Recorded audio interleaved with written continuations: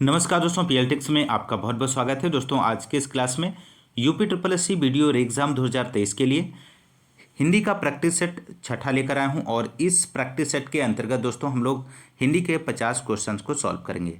दोस्तों यदि आप हमारे चैनल पर नए हैं तो चैनल को सब्सक्राइब कीजिए, लाइक कीजिए, शेयर कीजिए। दोस्तों आइए शुरू करते हैं आज के इस प्रैक्टिस सेट के क्वेश्चन नंबर फर्स्ट से। क्वेश्चन नंबर फर्स्ट है, आयकर से माफी एवं पूर्ण मुक्ति के लिए किसे प्रार्थना पत्र लिखेंगे? ऑप्शन ए है आयकर अधिकारी को, ऑप्शन बी है प्रशासन अधिकारी, ऑप्शन सी है संपादक अधिकारी, ऑप्शन डी है संपादन अधिकारी। तो दोस्तों यहाँ पे इस क्वेश्चन का राइट आंसर हो जाएगा ऑप्शन ए आयकर अधिकारी को।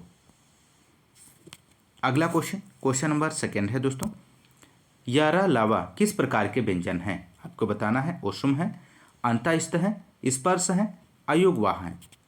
तो यारा लावा अंतःस्थ व्यंजन है दोस्तों। ऑप्शन बी यहाँ पे राइट आंसर हो जाएगा। क्वेश्चन नंबर थर्ड है, लिपि चिन्हों के क्रमबद्ध समूह को क्या कहते हैं? तो लिपि चिन्हों के क्रमबद्ध समूह को वर्णमाला कहते हैं दोस्तों।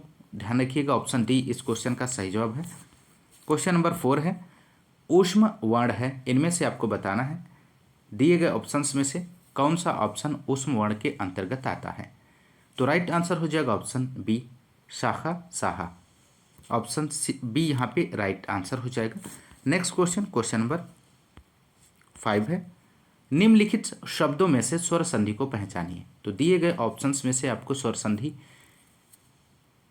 का चयन करना है। तो राइट आंसर ऑप्शन ए हो जाएगा अभ्यारण्य। ऑप्शन ए यहाँ पे सही जवाब है इस क्वेश्चन का। क्वेश्चन नंबर 6 है, यह पुस्तक भी हाथों हाथ बिक गई, रेखांकित शब्द में कौन सा समास समाहित है? तो राइट आंसर ऑप्शन बी हो जाएगा अव्ययी भाव समास है दोस्तों।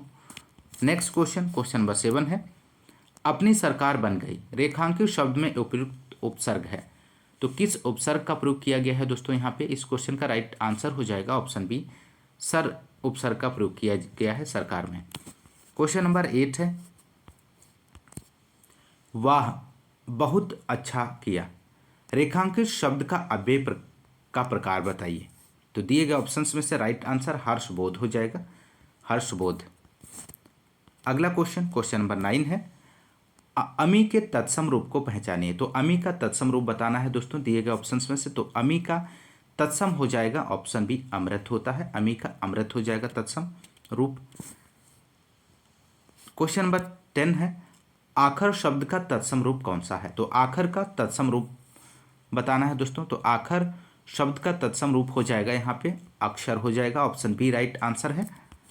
क्वेश्चन नंबर 11, नीचे दिए गए विकल्पों में से तत्सम शब्द का चयन कीजिए। तो तत्सम शब्द का चयन करना है दोस्तों दिए गए ऑप्शंस में से। तो इस क्वेश्चन का सही जवाब ऑप्शन बी हो जाएगा गोधूम। यहाँ पे तत्सम दिया गया है और इसका तद्भव गेहूं होता है दोस्तों, ध्यान रखिएगा। क्वेश्चन नंबर 12, निम्नलिखित शब्दों में से विदेशी शब्द को पहचानिए। तो दिए गए ऑप्शंस में से आपको विदेशी शब्द का चयन करना है। तो राइट आंसर हो जाएगा इस क्वेश्चन का ऑप्शन डी कलेक्टर। कलेक्टर विदेशी शब्द है दोस्तों। क्वेश्चन नंबर 13 है, इनमें से कौन सा भाववाचक संज्ञा है? तो भाववाचक संज्ञा का कौन सा यहाँ पे ऑप्शन सही है? तो राइट आंसर ऑप्शन डी हो जाएगा उपयुक्त सभी। खटास, बचपन और दया ये सभी भाववाचक संज्ञा के अंतर्गत आते हैं। क्वेश्चन नंबर 14 है, क्या आप घर भी जाएंगे वाक्य में रेखांकित पद है, किस प्रकार का है? तो राइट आंसर ऑप्शन सी हो जाएगा सर्वनाम है दोस्तों, आप सर्वनाम के अंतर्गत आएगा।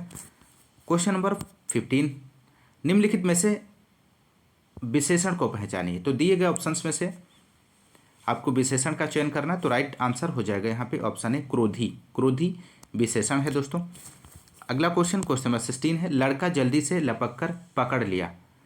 लड़का जल्दी से लपक कर पकड़ लिया रेखांकित शब्द में है, क्या है दोस्तों?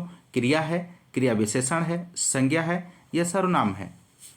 तो राइट आंसर हो जाएगा क्रिया विशेषण है दोस्तों, इसका सही जवाब है। क्वेश्चन नंबर 17 है, उसने कटोरा भर दूध पिया वाक्य में अव्यय शब्द कौन सा है?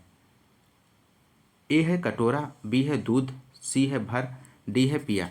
तो आपको बताना है। तो राइट आंसर हो जाएगा ऑप्शन सी भर। भर यहाँ पे अव्यय शब्द है दोस्तों।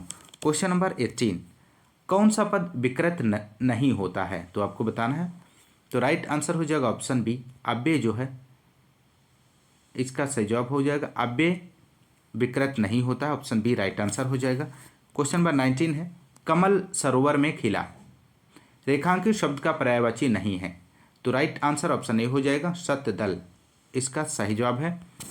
क्वेश्चन नंबर 20 है, आप में बड़ा आकर्षण है, तो रेखांकित शब्द का सटीक विलोम होगा, तो आकर्षण का, तो यहाँ पे इस क्वेश्चन का दोस्तों राइट आंसर है ऑप्शन बी, विकर्षण होता है दोस्तों। अगला क्वेश्चन, क्वेश्चन नंबर 21 है, युग्म शब्द की कौन सी जोड़ी सही है, तो राइट आंसर ऑप्शन ए हो जाएगा, धन धना, ऑप्शन ए सही जवाब है। क्वेश्चन नंबर 22 है, भला चाहने वाले के लिए एक शब्द क्या होगा, तो दिए गए ऑप्शंस में से दोस्तों आपको बताना है, तो राइट आंसर ऑप्शन सी हो जाएगा, भला चाहने वाले को हितैषी कहा जाता है, ऑप्शन सी यहाँ पे सही जवाब है। क्वेश्चन नंबर 23 है, घर के भीतर कुआं है, रेखांकित शब्द क्या है, तो राइट आंसर हो जाएगा इस क्वेश्चन का ऑप्शन सी, संबंध बोधक शब्द है, ऑप्शन सी सही जवाब है। क्वेश्चन नंबर 24 है, भारत ने विश्व कप नहीं जीता, रेखांकित शब्द में परसर्ग है, तो आपको परसर्ग बताना है, तो राइट आंसर ऑप्शन बी हो जाएगा, कर्ता इसका सही जवाब है। क्वेश्चन नंबर 25, मैं चलती थी में मैं का बहुवचन क्या होगा, तो मैं का बहुवचन बताना है दोस्तों दिए गए ऑप्शंस में से, तो राइट आंसर ऑप्शन ए हो जाएगा, हम होता है, मैं का बहुवचन हम बनेगा दोस्तों। क्वेश्चन नंबर 26 है, श्याम को पुस्तक पढ़नी है, यह किस वाच्य में है, तो श्याम को पुस्तक पढ़नी है कर्तवाच्य में है दोस्तों, ऑप्शन बी सही जवाब हो जाएगा। क्वेश्चन नंबर 27 है, अगरबत्ती की सुगंध से थकावट दूर हो गई, निम्नलिखित में से किस वाक्य में प्रयुक्त काल बताइए, तो राइट आंसर ऑप्शन सी हो जाएगा, सामान्य भूतकाल है दोस्तों। क्वेश्चन नंबर 28, निम्नलिखित विकल्पों में से एक वचन शब्द कौन सा है, तो राइट आंसर हो जाएगा ऑप्शन बी, नदी, नदी एक वचन है दोस्तों। क्वेश्चन नंबर 29, निम्नलिखित विकल्पों में से दिए गए वाक्य का सही वाक्य भेद पहचानिए, पुस्तक बाजार में बहुत महंगी थी इसलिए पुस्तकालय से ले ली, तो राइट आंसर ऑप्शन डी हो जाएगा, संयुक्त वाक्य है दोस्तों। क्वेश्चन नंबर 30, बुखार में चावल नहीं खाना चाहिए, अर्थ के आधार पर वाक्य का प्रकार बताइए, तो राइट आंसर ऑप्शन बी हो जाएगा, निषेधात्मक वाक्य है दोस्तों। क्वेश्चन नंबर 31, अपने अपने किताबें बस्ते में डाल लो, कोई टूट नहीं है, इस वाक्य में टूटी है, तो यहाँ पे आपको टूटी बताना है दिए गए ऑप्शंस में से, तो राइट आंसर हो जाएगा, अपने अपने किताबें, अपने अपने किताबें नहीं होता है, अपनी अपनी किताबें होता है दोस्तों, तो यहाँ पे ऑप्शन ए टूटी दी गई है। क्वेश्चन नंबर 32 है, अंग्रेजी में कॉमा को हिंदी में किस चिन्ह के रूप में संदर्भित किया जाता है, तो राइट आंसर ऑप्शन ए हो जाएगा, अल्प विराम कहा जाता है दोस्तों, ध्यान रखिएगा। क्वेश्चन नंबर 33 है, किस चिन्ह का प्रयोग शून्य जैसा होता है, तो राइट आंसर हो जाएगा यहाँ पे लाघव चिन्ह होता है दोस्तों इस तरह का। क्वेश्चन नंबर 34 है, विपिन को समझाना बेकार है, वह तो औंधी खोपड़ी है, रेखांकित मुहावरे का अर्थ होगा, तो औंधी खोपड़ी होने का मीन्स होता है दोस्तों यहाँ पे निपट मूर्ख, ऑप्शन बी यहाँ पे सही जवाब हो जाएगा। क्वेश्चन नंबर 35 है, जहां न पहुंचे रवि वहां पहुंचे कवि, लोकोक्ति का सही अर्थ होगा, तो जहां न पहुंचे रवि वहां पहुंचे कवि, लोकोक्ति का सही अर्थ हो जाएगा, कवि बहुत कल्पनाशील होते हैं, ऑप्शन डी सही जवाब हो जाएगा।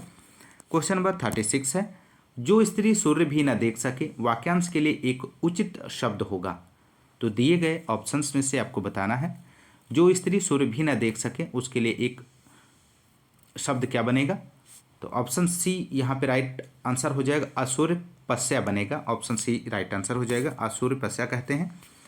क्वेश्चन नंबर 37 है, दिए गए विकल्पों में से उत्कंठा के समानार्थी शब्द कौन से हैं, तो राइट आंसर ऑप्शन ए हो जाएगा, उत्कंठा के समानार्थी उत्सुकता होता है, अभिलाषा, ऑप्शन ए सही जवाब है। क्वेश्चन नंबर 38 है दोस्तों, निम्नलिखित में से एक पश्चिमी हिंदी वर्ग की बोली नहीं है, आपको बताना है दिए गए ऑप्शंस में से, तो राइट आंसर ऑप्शन बी हो जाएगा, छत्तीसगढ़ी पश्चिमी हिंदी वर्ग की बोली नहीं है दोस्तों, ऑप्शन बी राइट आंसर हो जाएगा। क्वेश्चन नंबर 39 है, सिंधी भाषा का संबंध किससे है, दिए गए ऑप्शंस में से आपको बताना है, तो सिंधी भाषा का संबंध ब्रांचड़ से है, ऑप्शन बी यहाँ पे सही जवाब हो जाएगा। क्वेश्चन नंबर 40 है दोस्तों, प्रेम पथिक के रचयिता कौन है? तो प्रेम पथिक के रचयिता ऑप्शन ए जयशंकर प्रसाद जी हैं। अगला क्वेश्चन नंबर 41 है, अंग्रेजी का हिंदी अनुवाद लिखिए, सही अनुवाद स्पष्ट कीजिए। Indian has tremendous potential for solar energy. आपको बताना है दोस्तों इसका हिंदी अनुवाद क्या होगा। तो राइट आंसर ऑप्शन बी हो जाएगा, भारत में सौर ऊर्जा की विशाल संभावना है। नेक्स्ट क्वेश्चन नंबर 42 है, जीनोम संपादन जीनोम रूपांतरण से भिन्न है, सही अंग्रेजी अनुवाद लिखिए। तो इस क्वेश्चन का आपको हिंदी अनुवाद बताना है, सही अंग्रेजी अनुवाद बताना है दोस्तों। तो राइट आंसर हो जाएगा यहाँ पे option A, genome editing is different from genome modification. Option A यहाँ पे सही जवाब हो जाएगा। नेक्स्ट क्वेश्चन नंबर अगला है, आपका गद्यांश दिया गया है दोस्तों। अधोलिखित गद्यांश को पढ़कर प्रश्न संख्या 43 से 46 तक नीचे लिखे प्रश्नों के सही उत्तर दीजिए। तो दोस्तों यहाँ पे गद्यांश आप पढ़ लीजिए, इसके नीचे दिए गए प्रश्नों के उत्तर गद्यांश से अकॉर्डिंग ही देना होगा दोस्तों। तो आप लोग पढ़िए इसे। प्राचीन समय में भारत विश्व में शिक्षा और संस्कृति का प्रमुख केंद्र था। देश विदेश के विद्यार्थी यहाँ शिक्षा प्राप्त करने आते थे। प्राचीन भारतीय शिक्षा प्रणाली के अंतर्गत विद्यार्थी को पुस्तकीय ज्ञान और आध्यात्मिक ज्ञान प्रदान करने के साथ साथ उसे शारीरिक शिक्षा भी प्रदान की जाती थी, उसे युद्ध कौशल भी सिखाया जाता था। इस प्रकार प्राचीन शिक्षण संस्थाएं या आश्रम विद्यार्थी के चहुमुखी विकास पर ध्यान देते थे। आज स्थिति भिन्न है। वर्तमान दोषपूर्ण शिक्षा प्रणाली सिर्फ डिग्रीधारी बेरोजगारी की भीड़ उत्पन्न कर रही है। आज के अधिकांश युवा शिक्षा प्राप्त करके भी स्वावलंबी नहीं बन पाते। उनके हृदय में देश और समाज के प्रति किसी भी प्रकार का कर्तव्य बोध उत्पन्न नहीं होता। वे अपनी प्राचीन परंपराओं का सम्मान नहीं करते। वर्तमान शिक्षा प्रणाली युवाओं में राष्ट्र गौरव की भावना उत्पन्न करने में असफल रही। समय समय पर भारत के नीति निर्माताओं ने शिक्षा को बहुआयामी बनाने के अनेक प्रयास किए। नई शिक्षा नीति में विद्यार्थी के नैतिक, मानसिक और शारीरिक विकास पर बल देने का प्रयास किया जा रहा है। अब नवीन शिक्षा प्रणाली के अंतर्गत विद्यार्थियों को जाति, धर्म और भाषा के दायरे से ऊपर उठकर राष्ट्रहित में कार्य करने के लिए प्रेरित किया जा रहा है। इस शिक्षा प्रणाली में व्यावसायिक शिक्षा पर बल दिया जा रहा है ताकि शिक्षित लोगों को रोजगार उपलब्ध हो सके। तो ये रहा दोस्तों आपका गद्यांश। इसके नीचे दिए गए क्वेश्चंस के आंसर को देख लेते हैं दोस्तों। क्वेश्चन नंबर 43 है, नवीन शिक्षा प्रणाली में व्यावसायिक शिक्षा पर बल दिया जा रहा है ताकि, आपको बताना है दोस्तों, ताकि शिक्षितों को रोजगार मिल सके। ऑप्शन बी सही जवाब है। क्वेश्चन नंबर 44 है, प्राचीन शिक्षण संस्थाएं ध्यान देती हैं, किस पर ध्यान देती हैं दोस्तों? ऑप्शन सी राइट आंसर हो जाएगा, विद्यार्थी के चहुमुखी विकास पर ध्यान देती हैं। क्वेश्चन नंबर 45 है, नवीन शिक्षा प्रणाली में विद्यार्थियों को प्रेरित किया जाता है, किस पर? तो राइट आंसर हो जाएगा, राष्ट्र हित में कार्य करने के लिए नवीन शिक्षा प्रणाली में विद्यार्थियों को प्रेरित किया जाता है। ऑप्शन बी राइट आंसर हो जाएगा। क्वेश्चन नंबर 46 है, प्राचीन समय में विश्व में शिक्षा और संस्कृति का प्रमुख केंद्र था। तो राइट आंसर हो जाएगा ऑप्शन ए भारत था। नेक्स्ट क्वेश्चन नंबर 47 है, सिंदूर की होली किस विधा की रचना है दोस्तों? आपको बताना है। दिए गए ऑप्शंस में से इस क्वेश्चन का सही जवाब क्या हो जाएगा? तो सिंदूर की होली एक नाटक विधा की रचना है दोस्तों। ऑप्शन सी यहाँ पे सही जवाब हो जाएगा। ऑप्शन सी सही है। क्वेश्चन नंबर नेक्स्ट 48 है, साकेत किसकी रचना कृति है? महत्वपूर्ण रचना है दोस्तों साकेत रचना। तो राइट आंसर हो जाएगा मैथिली शरण गुप्त की है। ऑप्शन सी सही जवाब है दोस्तों, ध्यान रखिएगा। क्वेश्चन नंबर 49 है, इनमें से कौन छायावादी रचनाकार नहीं है? दिए गए ऑप्शंस में से आपको बताना है। तो राइट आंसर ऑप्शन डी हो जाएगा, राम नरेश त्रिपाठी। ऑप्शन डी यहाँ पे सही जवाब है। नेक्स्ट क्वेश्चन और अंतिम क्वेश्चन इस प्रैक्टिस सेट का दोस्तों, हिंदी साहित्य के इतिहास लेखन की परंपरा का सूत्रपात किसने किया? तो राइट आंसर यहाँ पे हो जाएगा दोस्तों इस क्वेश्चन का ऑप्शन बी गारसा दत्तासी इस क्वेश्चन का सही जवाब हो जाएगा दोस्तों। तो दोस्तों ये रहे हिंदी के 50 क्वेश्चंस।